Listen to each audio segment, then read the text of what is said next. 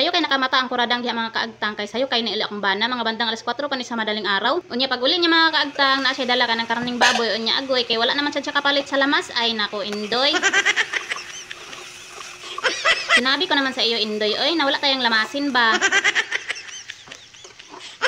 Hindi ka talaga nakikinig sa akin Doy, oy napagbibili ka ng ulam sa palengke, sabayan mo naman ng mga panakot. So ayun na nga mga kaagtang, hindi talaga siya nakabili ng lamas, ay ulam lang talaga ang binili niya.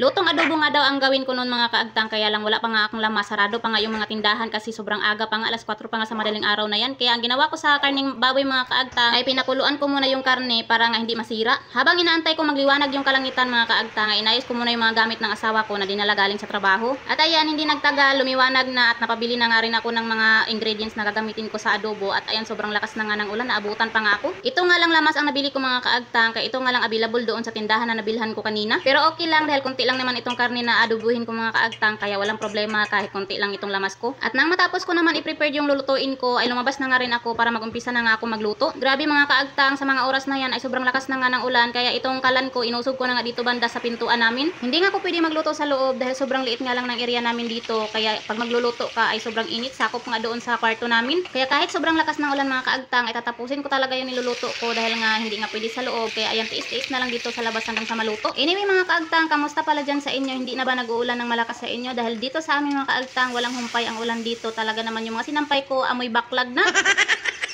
Panay na nga reklamo yung asawa ko dahil kay mabaho nga daw yung damit niya. Dahil amoy nga daw ko no aso. Grabe naman yung amoy aso Doy. Oy, wag ka muna magreklamo ba kay alam mo namang ulan-ulan, hindi ako makapagsampay, hindi ako makapagtuyo ng maayos ng mga nilabhan ko.